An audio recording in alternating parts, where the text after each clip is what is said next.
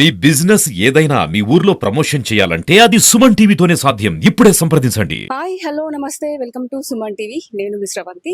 ప్రస్తుతం మనం ఇప్పుడు రాజన్న సిరిసిల్ల జిల్లాలోని బీవీ నగర్ లో ఉన్నామండి. బీవీ నగర్ లో అనగానే మనకి రీసెంట్ గా ఒక ఇష్యూ జరిగింది. అది కూడా మీకు గుర్తుకుండకపోవచ్చు. నేను ఇప్పుడైతే ఆ విషయం గురించి అయితే మీకు నేను గుర్తు చేస్తాను. ఒక నాణానికి బొమ్మ బొరుసు ఉన్నట్టే ఇప్పుడు కూడా మనం ఒక వన్ సైడ్ చూసాము. ఆ విషయం ఏంటంటే డెలివేరీ అనుష తను చనిపోయిందని చెప్పేసి తన తండ్రి గారు ఇంతకు ముందు అయితే ఫ్లెక్సీ అయితే కట్టించడం అయితే జరిగింది. ఎందుకంటే తనకి చెప్పకుండా పెళ్లి చేసుకుంది కాబట్టి ఆ తండ్రి బాధ కొద్దీ అయితే ఒక ఫ్లెక్సీ కట్టించి నా కూతురు చనిపోయింది అని చెప్పేసి అయితే తన ఇంటి ముందు అయితే ఒక ఫ్లెక్సీ కట్టించి తన బాధ అంతా చెప్పుకున్నాడు. మనము ఆ సైడ్ నుంచే తన తండ్రి గారితో కూడా మనం మాట్లాడదాము. ఆ సైడ్ నుంచే మనకు తెలుసు, ఇంకో సైడ్ మనకు తెలియదు. ఇంతకుముందు నేను అన్నట్టు బొమ్మ బొరుసు రెండు ఉంటాయి, రెండు సైడ్ లో ఉంటది కాబట్టి మనము ఇప్పుడు అనుష గారితో కూడా మనం మాట్లాడదాము. ఇప్పుడు అనుషతో మాట్లాడదాము, వాళ్ళ ఆయనతో కూడా మనం మాట్లాడదాము. అసలు ఏం జరిగింది? తన తండ్రి గారు అయితే చాలా బాధపడ్డాడు. నా కూతురు చనిపోయింది, ఇప్పుడు నా కూతురు లేదు, నా కూతుర్ని మోసం చేసి మాయ చేసి తీసుకెళ్లిపోయిండు అని చెప్పేసి తన తండ్రి చాలా బాధపడ్డాడు. ఇప్పుడు అనుషను కూడా అడుగుదాం అసలు ఏం జరిగింది అని చెప్పేసి తన మాటలు మనం పూర్తి వివరాలు తెలుసుకునే ప్రయత్నం అయితే చేద్దాం. చిలువేరి అనుష, హరీష్ కూడా ఉన్నారు. అడుగుదాం అసలు ఆ రోజు ఏం జరిగింది. ఎందుకంటే వాళ్ళ కన్న తండ్రి తను చనిపోయిందని చెప్పేసి వాళ్ళ ఇంటి ముందు ఫ్లెక్సీ అయితే ఆ రోజు కట్టించాడు. మా అమ్మాయిని మోసం చేసిండు ఆ అబ్బాయి హరీష్. మోసం చేసి మాయలో దించి మా అమ్మాయిని మ్యారేజ్ చేసుకొని మాకు చెప్పకుండానైతే ఇంట్లోంచి వెళ్ళిపోయి అయితే మ్యారేజ్ చేసుకున్నాడు అని చెప్పేసి అయితే ఆ రోజు అయితే అన్నాడు. పూర్తి వివరాలు వాళ్ళు కూడా ఇక్కడ ఉన్నారు కాబట్టి మనం వారిని అడిగి తెలుసుకునే ప్రయత్నం అయితే చేద్దాం. హలో అండి. హాయ్. చెప్పండి అసలు ఏం జరిగింది ఆ రోజు? మీ నాన్న చనిపోయింది మా అనుష, ఇప్పుడు మాకు సంబంధం లేదు, తనైతే చనిపోయింది, తనకి మాకు ఎలాంటి సంబంధం లేదని చెప్పేసి అయితే అన్నాడు. దాని గురించి అసలు ఏం జరిగింది? సో ముందు రోజు ఇంట్లో తెలిసింది, అంత ముందే తెలిసింది నా గురించి, మా ఇద్దరి గురించి తెలిసింది. అప్పుడు తిట్టారు, కొట్టారు. తనకి కూడా కాల్ చేసి నువ్వు మళ్ళీ తన ఇంట అడుకొని ఇట్లా బ్యాడ్ వర్డ్ కూడా తిట్టేళ్ళు. తను అప్పుడు ఎప్పటి నుంచి అసలు నిజం చెప్పాలంటే నాకు ఫస్ట్ నుంచి చెప్పండి. అసలు మీ లవ్ ఎప్పటి నుంచి స్టార్ట్? ఎప్పటి నుంచి లవ్ చేసుకుంటున్నారు? ఎన్ని ఇయర్స్ అవుతుంది? 9th క్లాస్ లో స్టార్ట్ అయింది తను తిరగడం. తను నీ వెనకాల 9th క్లాస్ నుంచి తిరుగుతున్నాడు స్టార్ట్. కానీ నేను ఏం చెప్పలేను దానికి. తను కూడా నన్ను వచ్చి డైరెక్ట్ గా ప్రపోజ్ ఎప్పుడు చేయలేదు. సో నేనే చేసిన ఇంటర్ ఎగ్జామ్స్ అప్పుడు. నువ్వు ప్రపోజ్ చేసినావు? తన అసలు చేయలేడు, అసలు ప్రపోజ్ చేయలేదు, నేనే చేసిన. తను నువ్వే తన్ని ప్రపోజ్ చేసినావు. ఓకే. తర్వాత తను కూడా యాక్సెప్ట్ చేసిళ్ళు. తర్వాత స్టార్ట్ అయింది, అప్పటి నుంచి మా లవ్ స్టార్ట్ అయింది. బీటెక్ లో మేము ఇక చాటింగ్, కాల్స్ అవన్నీ మాట్లాడుకోవడం స్టార్ట్ అయింది. అప్పుడు నాకు మమ్మీ ఫోన్ ఉండేది అన్నమాట. అప్పుడు నాకు కొత్తగా ఫోన్ అనేది కొనియలేదు. సో మమ్మీ ఫోన్ నాకు ఇచ్చేది. నాకు ఇచ్చినప్పుడు అందులో ఫార్వర్డింగ్ కాల్స్ అనేవి ఉంటాయి. సో అది నాకు తెలియదు ఫార్వర్డింగ్ కాల్స్ ఉంటాయి మమ్మీ దాంట్లో అని. మా కాలేజ్ ఎట్లా అంటే మేము కాలేజ్కి వెళ్ళినప్పుడు మేము ఫోన్స్ అన్ని స్విచ్ ఆఫ్ అన్నా చేయాలి, లేకపోతే ఫ్లైట్ కాలేజ్ లో అలా ఉంటది కానీ యూజ్ చేయడం ఉండదు. సో స్విచ్ ఆఫ్ అన్నా చేయాలి. నేనేం చేసా అంటే ఫ్లైట్ మోడ్ లో పెట్టా అన్నమాట. సో తను కాల్ చేసినప్పుడు మా డాడీకి వెళ్ళిపోయింది ఫార్వర్డ్ కాల్ వెళ్ళిపోయింది. తను మాట్లాడి మీరెవరు అనుకుంటా మాట్లాడినప్పుడు వాళ్ళిద్దరి డిస్కషన్ జరిగింది. సో అప్పుడు డాడీకి డౌట్ వచ్చింది, తను ఏదో చేస్తుంది సంథింగ్ నాకు తెలియకుండా అని అనుకున్నప్పుడు డాడీ ఏం చేసిండు, కాల్స్ అన్ని నా కాల్ లిస్ట్ అంతా తీసినప్పుడు నేను తనతో మాట్లాడుతున్నా అని డాడీకి అర్థమైంది. ఇంటికి హాలిడేస్ కి అప్పుడు మాకు బతుకమ్మ హాలిడేస్ ఉన్నాయి అంటే బీటెక్ ఫస్ట్ ఇయర్. అప్పుడు బీటెక్ ఫస్ట్ ఇయర్ హాలిడేస్ ఉన్నప్పుడు మాకు హాలిడేస్ ఇచ్చినప్పుడు నేను ఇంటికి వచ్చినప్పుడు డాడీ అప్పుడే అడిగినది. నేను దాని గురించి డాడీ అడిగినప్పుడే చెప్పలేను, భయపడి నేను చెప్పలేను. సో దాని గురించి ప్రతిసారి అడిగినప్పుడు ఉన్నది స్టార్టింగ్ నుంచి ఎండింగ్ వరకు చెప్పేసిన తర్వాత డాడీ దానికి ఏం వేసిండంటే ట్రాప్ అనుకుంటా ఒకటి వేసేసిండు. తను ట్రాప్ వేసిండు నిన్ను అనుకుంటా, ట్రాప్ చేసిండు. అంటే తన గురించి డాడీ ఏం తెలుసుకోలేడు ఫస్ట్. అంటే చేసిందా నిజమేనా అసలు, అంటే వాళ్ళ ఫ్యామిలీ ఎట్లా ఉండేది అనుకుంటే ఏం చేయకుండా ఇది నేను అంతా చెప్పిన తర్వాత తిను ట్రాప్ వేసిండి అని అనుకుంటే డాడీ అనుకున్నాడు. తర్వాత నేను చెప్పేసిన నువ్వు మళ్ళీ ఇదే రిపీట్ అయింది అనుకో నిన్న తనని చంపేస్తా అనుకుంటా అన్నాడు. డైరెక్ట్ బెదిరించిండు, కొట్టిండు. అప్పుడు మమ్మీ కొట్టింది. ఇద్దరు కొట్టిరా? ఇద్దరు కొట్టిండు. పేరెంట్స్ అమ్మ నాన్న ఇద్దరు కొట్టిండు. తర్వాత ట్రాప్ అని వేసేసిండు, చంపేస్తా అని ఇద్దరిని అన్నాడు. తర్వాత నీతోనే బెదిరించిండు? నాతోటే బెదిరించిండు, తనతో అది అయిపోయిన తర్వాత ప్రామిసెస్ ఇవన్నీ వేసుకున్నాడు శివుని మీద. ఇవన్నీ ఎందుకంటే నేను ఎందుకు వేసా అంటే ఇప్పుడు నేను వేయకపోతే నన్నన్నా తనన్నా చంపేస్తాను. నేను లేకపోతే తను ఉండడు, తను లేకపోతే నేను ఉండను. ఇద్దరు ప్రాణానికన్నా నా ప్రామిస్ అంత వాల్యూ కాదని నేను వేసేసా. ఆ ప్రామిస్ అయిపోయిన తర్వాత నేను మాట్లాడకపోతే తను ఉండలేడని నాకు తెలుసు. సో నేనే నాకు అప్పుడు కొత్త ఫోన్, మళ్ళీ కొత్త సిమ్, అన్ని కొత్తవి ఇచ్చేసాడు. నువ్వు ఇన్స్టా కొత్త ఫోన్? డాడీ. ఎందుకంటే నాకు బీటెక్ కాలేజ్ కాబట్టి పక్కా ఫోన్ కావాల్సిందే నాకు. మొత్తం స్టడీ మొత్తం ఫోన్ తోటే ఉంటదని మళ్ళీ అవన్నీ కొత్తవి కొనిచ్చి ఇచ్చేసింది. నాకు తెలుసు కాబట్టి నేనే కాల్ చేసి, ఎందుకంటే నాకు నెంబర్ నోటెడే ఉంటది తన నెంబర్. నేనే కాల్ చేసి నేను మాట్లాడేది ఇదంతా జరిగింది, ఇట్లా జరిగింది అంటే ప్రామిస్ చెప్పేసిన తర్వాత సరే మీ మమ్మీ తోటన్నా మాట్లాడదాం, కొంచెం కన్విన్స్ చేద్దాం, ఇప్పుడే చేసుకుంటా అంటలేం, 4 years తర్వాత ఇద్దరం సెటిల్ అయినాకనే చేసుకుందాం అని తను అన్నాడు. సరే మాట్లాడతా అన్నావు కదా, సరే మాట్లాడదామని అన్నాం. అంటే మాకు రీసెంట్ గా మేము ఇల్లు కట్టుకుంటున్నాం కొత్త ఇంటి దగ్గర. సో నేను మమ్మీ అటు వెళ్ళామన్నమాట. తనకి చెప్పిన ఇటు వెళ్తున్నాం, మరి రా మాట్లాడదు అనుకుంటా. సో అప్పుడు వెళ్ళినప్పుడు మమ్మీ నేను మాట్లాడా, నాకు తెలియదు అనుకుంటా అన్నది. సరే అని వచ్చేసిన మమ్మీకి మాట్లాడతాను ఫస్ట్ తనకేం తెలియదు, మమ్మీ కూడా తెలియకుండా నేను అక్కడ తీసుకొచ్చిన తర్వాత తిని చెప్పా తనతో మాట్లాడతాను అరుస్తూ. సో ఇంటికి వచ్చేసిన తర్వాత మమ్మీ డాడీకి చెప్పేసింది. డాడీకి చెప్పిన తర్వాత డాడీ కాల్ చేసి ఎటు పడితే అట్టే తిట్టిండు. తన మీద తిట్టిండు, వాళ్ళ పేరెంట్స్ మీద తిట్టిండు, వాళ్ళ ఫ్యామిలీ మెంబర్స్ అందరి మీద తిట్టిండు. కానీ తను సైలెంట్ ఉన్నాడు. ఎందుకంటే మళ్ళీ ఏమన్నా అంటే ఇష్యూ అని కాదు, మళ్ళీ నేను రివర్స్ తిట్టిండు అనుకో నా మీద ఎఫెక్ట్ పడుతుంది. అది మళ్ళీ నన్ను ఏమన్నా చేస్తారని భయానికి కొద్ది తను ఒక్క మాట కూడా అనలేదు డాడీని. సో ఇదంతా జరిగింది. మళ్ళీ మేము కంటిన్యూ చేసినాం కాల్స్ అనేది, మెసేజ్ అన్ని నేనే స్టార్ట్ చేసిన, నేనే కంటిన్యూ చేసిన. ఇది అయిపోయింది. మళ్ళీ రీసెంట్ గా మొన్న ఇదంతా జరుగుతుంది కదా, నేను తిడుతున్నారు, ఇంట్లో కొడుతున్నారు, తన నుంచి ఎలాంటి రెస్పాండ్ లేదా? అప్పుడు ఏమన్నాడు హరీష్? అదే మాట్లాడదాము, కన్విన్స్ చేద్దామని అన్నాడు. ఇప్పుడే మ్యారేజ్ గురించి అని తను ఒక్క మాట కూడా అనలేదు. ఇంటికి వచ్చి మాట్లాడతానని అయితే ఏమనలేడా? ఇంటికి వస్తే పెద్ద గొడవ అవుతుంది. నాకు డాడీ గురించి తెలుసు, ఎట్లా మాట్లాడతాడు, ఎట్లా చేశాడు అంటే కాల్లోనే అంత తిట్టినప్పుడు డైరెక్ట్ ఎంత తిడతాడు మీరే అర్థం చేసుకోండి. సో అందుకే డైరెక్ట్ వద్దు, డైరెక్ట్ ఏదో పెద్ద ఇష్యూ అవుతుంది, మమ్మీతో కన్విన్స్ చేసి మమ్మీ డాడీకి ఇట్లా చెప్తుంది కావచ్చు అని మేము అట్లా అనుకున్నాం. మమ్మీ ఏం చేసింది, డాడీకి చెప్పేసి డాడీ తినని తిట్టేసిండు. సో అట్లా అయిపోయింది. ఇక దాని గురించి ఇప్పుడే వద్దు, మనం ఒకవేళ సెటిల్ అయినాక చేసుకుంటే బాగుంటదేమో అని అనుకున్నాం. 4 years అవుదాం, 4 years తర్వాత నువ్వు సెటిల్ అవుతావు, నేను సెటిల్ అవుతా, అప్పుడు వేసుకుంటే ఓకే, ఇద్దరు బానే సెటిల్ అయ్యిలుగా ఇచ్చేసి అయిపోతుంది, సేమ్ క్యాస్ట్. సో పెద్దవాళ్ళతో సేమ్ క్యాస్ట్, సో మాట్లాడితే అయిపోతాయి కదా మేము అనుకున్నాం. సో అట్లనే తెలియకుండా కంటిన్యూ చేద్దామని అనుకున్నాం. సో అట్లనే కంటిన్యూ చేసాం. మొన్న నేను వచ్చినప్పుడు చాట్ డిలీట్ చేయలేను. చాట్ డిలీట్ అయినప్పుడు తమ్ముడు చూసిండు మొత్తం చాట్. అంటే ఎగ్జామ్స్ అయిపోయిన తర్వాత మొన్న మాకు హాలిడేస్ ఇచ్చారు, ఉగాదికి ఫెస్టివల్ కి వచ్చిన హాలిడేస్ ఇచ్చారు. అప్పుడు వచ్చినప్పుడు నేను వాష్రూమ్కి వెళ్ళినప్పుడు తమ్ముడు ఫోన్ తీసుకొని చూసాడు, చాట్ చూసి మమ్మీకి చెప్పేసిండు. అప్పుడు తమ్ముడే నన్ను చంపేస్తా అని డైరెక్ట్ గా వచ్చేసిండు, ఇక్కడ పట్టుకొని చంపేస్తా నిన్ను అనుకున్నాడు మా తమ్ముడే. మా మమ్మీ చాలా అంటే చాలా కొట్టింది. నెక్స్ట్ రోజు డాడీకి చెప్తాను, డాడీకి చెప్తే సిచ్యువేషన్ ఎట్లుంటే నన్ను చంపేస్తాడు, తనని చంపేస్తాడు, అదే జరుగుతుంది ఫస్ట్ మెయిన్ పాయింట్. మీరేమనుకుంటారు, కన్న కూతుర్ని ఎవరు చంపుకోరు అని అంటారు, కానీ నాకు తెలుసు మా డాడీ గురించి ఎట్లా ఉంటాడో అని. ఎలా ఉంటాడు?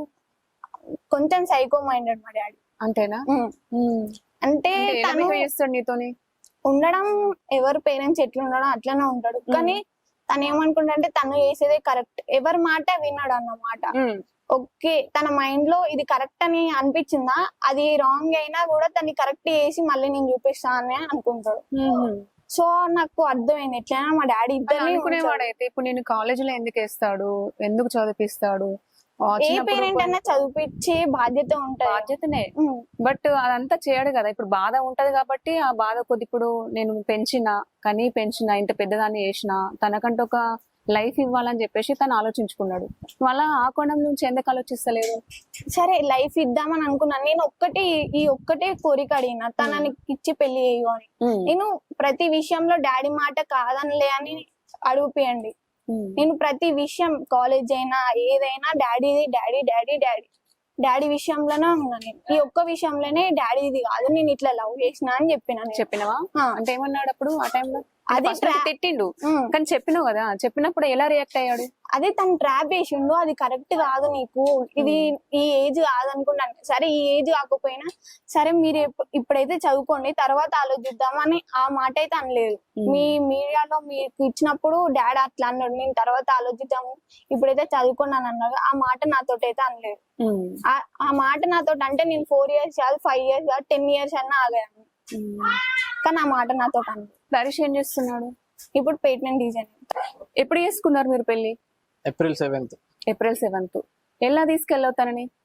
ఆమె ఒక సర్టన్ ప్లేస్ చెప్పింది, ఆ ప్లేస్ దగ్గర నేను నిలబడ్డా. ఆమె వచ్చింది, వచ్చిన తర్వాత ఫస్ట్ తీసుకెళ్లి కన్విన్స్ చేసిన, ఇప్పుడు వద్దు మనం ఇట్లా ఫ్యూచర్ ఉంది 4 years ఆగి చేసుకుందాం, నేను ఒప్పిస్తాను మీ డాడీని అది అని మాట్లాడతాం. ఏం లేదు అప్పటికే నాకు కాల్స్ స్టార్ట్ అయినా వాళ్ళ ఇంట్లో నుండి.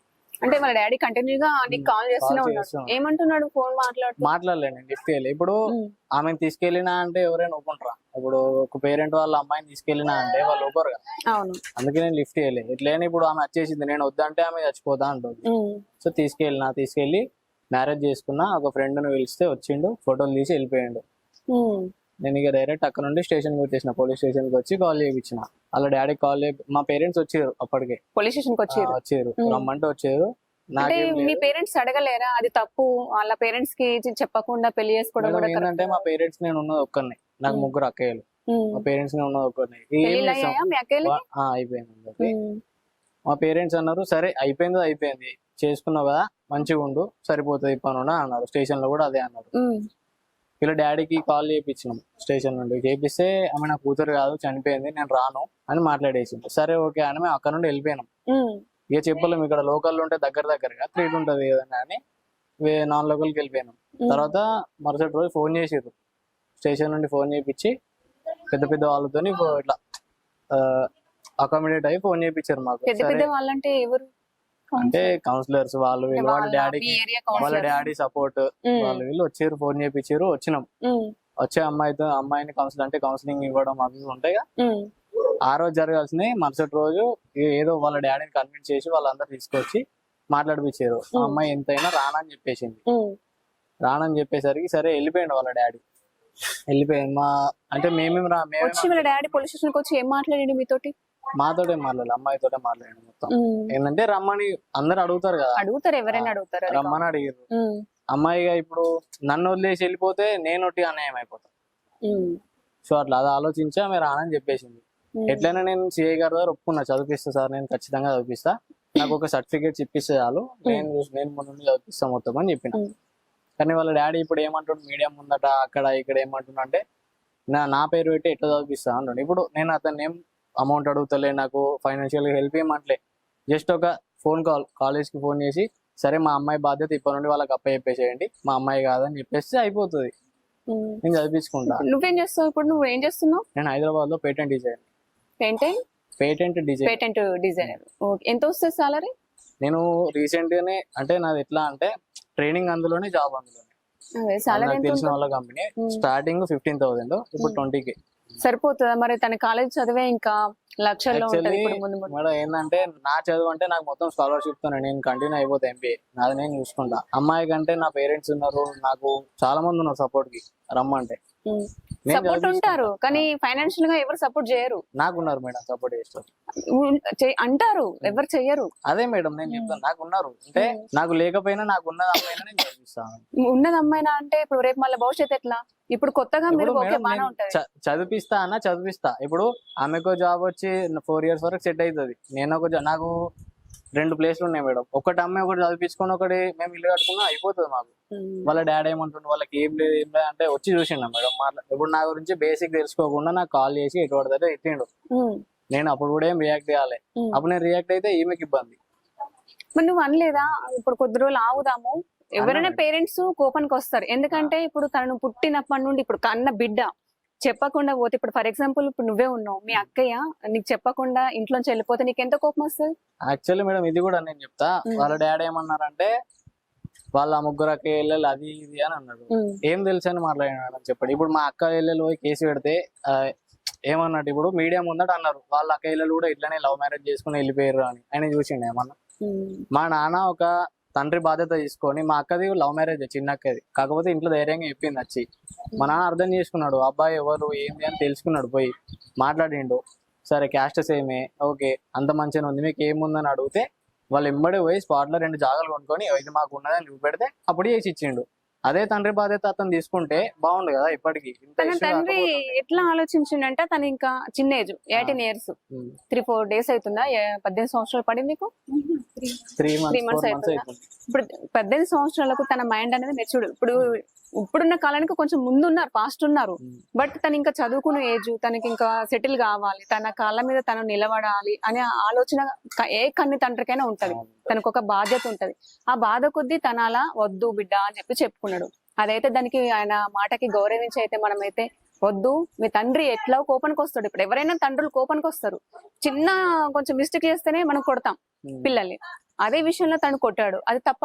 కొట్టడం తప్ప అని అంటలే మేడం, కొట్టచ్చు ఓకే. ఇంత ముందు కూడా కొట్టిరు, నేనేం రియాక్ట్ కాలే. కాకపోతే వాళ్ళ డాడీని నేను చూసిన దగ్గర నుండి, ఆమెకు కూడా తెలుసు. వాళ్ళ డాడీ ఏంటంటే ఆమె చెప్పింది ఇంత ముందు, కొంచెం ఏదనుకుంటే అదే కరెక్ట్ అనుకుంటాడు వాళ్ళ డాడీ. సో ఇప్పుడు చంపేయడం నమ్మకం ఏముంది చెప్పండి. ఇప్పుడు నేను వద్దు వెయిట్ చేయి అది ఇది అని అంటే ఆమె ఏమన్నా వేసుకుంటే ఎవరి మీద బాధ్యత వస్తుంది? ఆ మెసేజ్లు దొరికినాయి. అదే రివర్స్ కేసు వచ్చిన ఆమె పెడితే నా లైఫ్ ఏమవుతుంది? ఆమె లైఫ్ స్పాయిల్, నా లైఫ్ స్పాయిల్. అంతా ఆలోచించి నేను నైట్ వచ్చేది తీసుకెళ్ళిపోయాను. అదేదో ఇంట్లో మీ పేరెంట్స్ తో మాట్లాడి వాళ్ళతో మనం వెళ్ళి మాట్లాడదాము, మీరు మాట్లాడండి అమ్మా నాన్న అని చెప్పేసి నువ్వు తీసుకెళ్లి మాట్లాడుతుంటివి. ఎందుకంటే సేమ్ క్యాస్ట్ అన్నావు కదా. తీసుకెళ్లి మాట్లాడడం ఓకే, నాకు మీరు అన్నది పాయింటే. కాకపోతే నాకు ఏంటంటే తెలిసినప్పుడు ఫోన్ చేసిండు, నన్ను తిట్టిండు, నా పేరెంట్స్ ని తిట్టిండు, మా అక్క చెల్లెల్ని తిట్టిండు. తిడతాడు. Madam, okay. కాకపోతే ఏదో ఎట్లా పెంచారు మీ అమ్మ డాడీ అది అని తిడితే ఓకే, కానీ గలీజ్ మాటలు తిట్టిండు. ఇప్పుడు అదే నేను ఫేస్ టు ఫేస్ తీసుకుపోయి మాట్లాడిపిస్తా. అప్పుడు కూడా తిడితే నేను ఏం చేయాలి మేడం? అప్పుడు నేను తిడతాడు, ఎందుకంటే అమ్మాయి అక్కడ ఆడపిల్ల కాబట్టి మేడం, కన్న తండ్రి ఖచ్చితంగా బాధ ఉంటది. ఇప్పుడు ఒక కొడుకు ముందట పేరెంట్స్ ని తిడితే ఊకుంటారా ఎవరైనా? ఊకోడు. కానీ ఇప్పుడు నేను అక్కడ రచ్చరచ్చ చేస్తే ఈమె ఇప్పుడు నాకు ఆమెకి ఏదో ఒకటి చిన్న మిస్అండర్స్టాండింగ్ వస్తుంది, మా రిలేషన్షిప్ ఖరాబ్ అవుతుంది.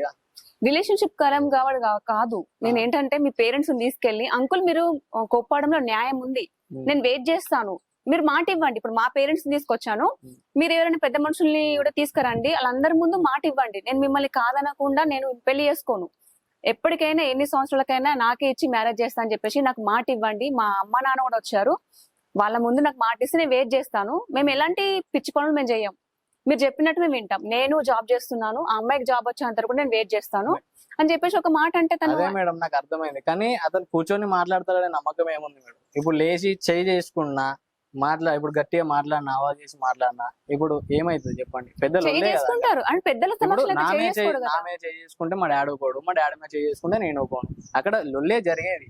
అతను ఎట్లా అంటాడో నాకు తెలుసు కాబట్టి నేను ఏం మాట్లాడలే. వాళ్ళ అమ్మతో మాట్లాడదామని వేనా పోతే వాళ్ళ అమ్మ నేనేం మాట్లాడా, నాకు అవసరం లేదు అని ఏమైనా తీసుకొని వెళ్ళిపోయింది. వాళ్ళ డాడీకి చెప్పేసింది, డాడీ నాకు ఫోన్ చేసి తిట్టేసింది. ఇదంతా జరిగింది. సో నాకు తెలుసు వాళ్ళ డాడీ ఏంది ఇట్లా అని, అందుకే నేను తీసుకెళ్ళిపోయాను. లేకపోతే నాకు మాట్లాడాలంటే లేదా మేడం? మాట్లాడవచ్చు, తీసుకెళ్ళి కాకుండా పేరెంట్స్ తీసుకెళ్లి మాట్లాడిస్తే ఇంకా బాగుంటుండే. అదే మేడం, ఇప్పుడు అతను ఒక రివర్స్ అయితే పరిస్థితి ఏంది మేడం? పెద్ద లొల్ల అవుతుంది, కేసు అవుతుంది, అదైతే ఇదైతే ఆమె లైఫ్ స్పాయిల్, నా లైఫ్ స్పాయిల్, స్టడీ ఖరాబ్ అయితే. ఇప్పుడు ఇదంతా జరిగి ఆమె స్టడీ మీద కాన్సన్ట్రేట్ ఏమంటే చేస్తుందా? ఇప్పుడు చేస్తుందా చెప్పండి? ఇప్పుడు చేస్తాయి మేడం, నేను తీసుకొని స్టడీ చేసుకోవచ్చు. కానీ ఇప్పుడు ఎంత పెద్ద ఇష్యూ అయింది మీకు తెలుసు కదా, చాలా పెద్ద. ఇప్పుడు ఇది బాగుందా అది బాగుంటా చెప్పండి, అది ఇంకా 4 గోడల మధ్యలో సమస్య అనేది పరిష్కారం అవుతుంది. కానీ ఇప్పుడు చాలా పెద్ద గొడవ కదా. ఇట్లా అయింది, బిడ్డ పోయిందని ఫ్లెక్సీ పెట్టిండు, ఓకే నేను ఒప్పుకుంటా. మరి ఇప్పుడు మేమే అందరం వెళ్ళి మాట్లాడదాం, అప్పుడు పెద్ద గొడవ చేయడానికి నమ్మకం ఏముంది మేడం? మీరు చూసిర్రు ఆయన ఎట్లా అంటాడు, ఫ్లెక్సీ చిన్న పోయినందుకే ఫ్లెక్సీ పెట్టుకుని. అందరు తల్లిదండ్రులు అట్లా వేస్తలేరు కదా. సరే కులానికి ఇచ్చినప్పుడు కులం కాదు, ఒక కులం కాదు, వేరే కులం, ఏదో వేరే క్యాస్ట్ అది ఇది అని అంటే ఏమని అనుకోవచ్చు, ఒకటే కులం. ఇప్పుడు మాకు ఫైనాన్షియల్ గా లేదు అది అని అంటాడు. ఫైనాన్షియల్ ఉంటేనే బతుకుతారా మేడం, లేకపోతే బతకరా? నేను చదివిస్తా అని ఒప్పుకున్నా స్టేషన్ లా. నేను చదివియకపోతే నాకు వచ్చి గల్లబట్టి అడగనుండే, ఎందుకు చదివియలేను అని. చదివిస్తాను ఒప్పుకున్నా. ఆయన ఏమంటుండంటే నేను చదివియా, నా పేరు పెట్టి ఎట్లా చదివిస్తా చదివించుకొని నేను చూస్తా అంటూ మాట్లాడుతాను.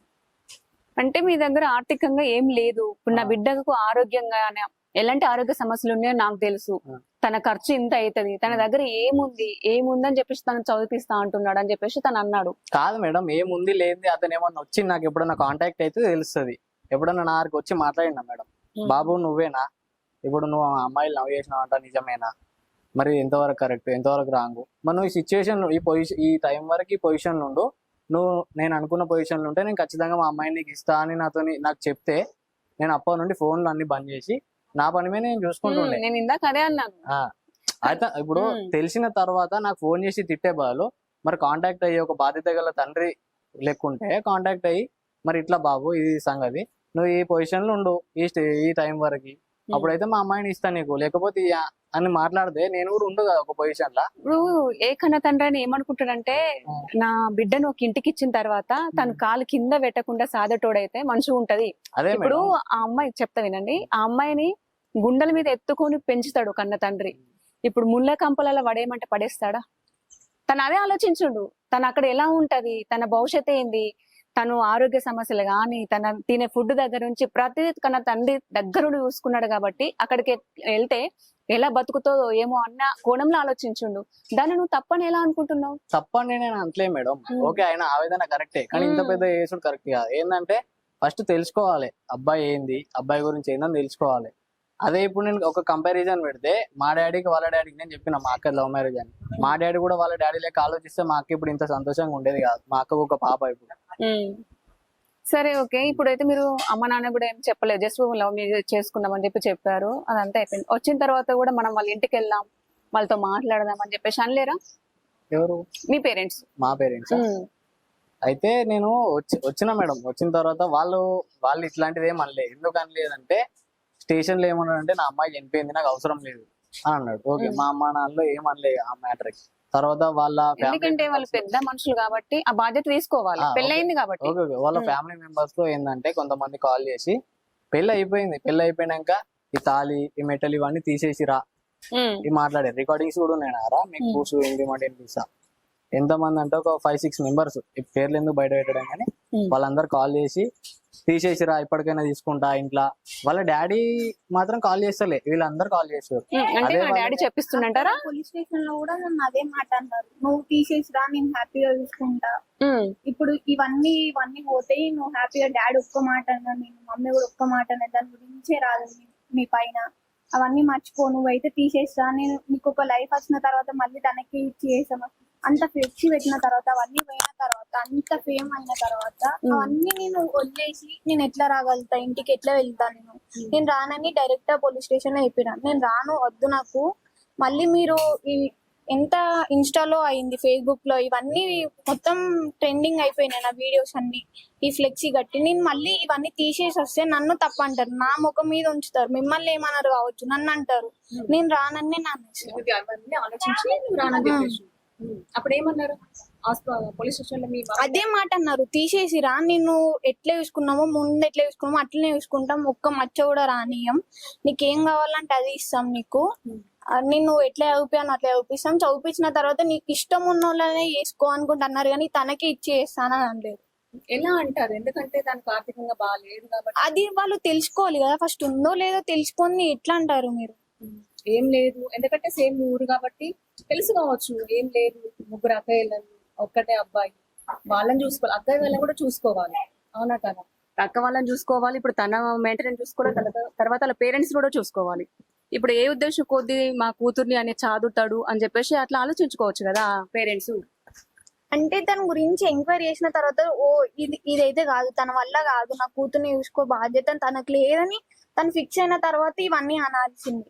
తను డైరెక్ట్ గా ముఖం మీదనే అంటే అది కరెక్ట్ కాదు. ఎవరికైనా తను తెలుసుకుంది ఎవరిని అనద్దు, తెలుసుకున్న తర్వాత నువ్వు 100 అన్నా కూడా వాళ్ళు తీసుకుంటారు, తెలుసుకుంది అంటే ఒక్క మాట కూడా ఎవరు తీసుకోరు. సో నువ్వు వాళ్ళ హాస్పిటల్లో నాన్న నీకు ఇష్టం లేని పెళ్లి చేసుకున్నందుకు నీకు కోపం ఉంది, ఒక్కసారి వాళ్ళ ఫ్యామిలీ బ్యాక్గ్రౌండ్ నువ్వు తెలుసుకో, నేను ఎలా ఉంటాను అక్కడ, తను నన్ను సాగుతాడా సాదడా పూర్తిగా ఎంక్వైరీ చేసుకోనానా, నేను బాగుంటానని చెప్పేసి నువ్వు అనలేదా? నేను బాగుంటా, వాళ్ళందరూ నా చదివి గురించి కూడా వాళ్ళు నేను ఎంత చదువుకుంటా అంటే అంత చదివిపిస్తా అన్నారు, మీకు ఏం టెన్షన్ లేదు, నేను వచ్చేసిన కదా, మీరైతే ఈ మాట అనకండి నన్ను, ఓకే అనుకుంటా నేను అన్నా. వాళ్ళు మళ్ళీ సార్ దగ్గరికి వెళ్ళి మాట్లాడారు, అంటే పోలీస్ జరుగుతుంది పోలీస్ స్టేషన్ లోనే జరుగుతుంది. తను వచ్చి నన్ను పిలిచారు, ఆ సార్ పిలిచి సరే నువ్వు అటు వెళ్తావా ఇటు వెళ్తావా అంటే, సార్ నేను వెళ్ళను, ఇంత ట్రెండ్ అయిపోయింది నా వీడియో, నేను వెళ్తే నన్నే తప్పు అంటారు, నేను వెళ్ళను సార్ నేను ఇటే వెళ్తా అనుకుంటా అంటే, సరే నువ్వు వెళ్ళి మీ పేరెంట్స్ తో మాట్లాడతా అంటే సరే అని మాట్లాడేసింది. మళ్ళీ నేను వాళ్ళ జోలికి మీరు వెళ్ళకండి అనుకుంటా అక్కడ సార్ అనేసిన తర్వాత కూడా డాడీ వీడియోలు చేయడం కరెక్ట్ కాదు. మళ్ళీ చదువు గురించి కూడా నువ్వు ఎట్లా చూపిస్తావు నేను చూస్తా అంటే తను ఎదుగుమని అంటుండు కానీ ఎదిగే దగ్గరనే నన్ను ఆపేస్తుండే. ఎందుకంటే స్టడీయే కదా నాకు ఇంపార్టెంట్. నేను ఎదగాలంటే నాకు స్టడీ కావాలి. తను ఏమంటున్నా నేను ఎట్లా చూపిస్తాను నేను చూస్తా అంటే అది కరెక్ట్ కాదు కదా.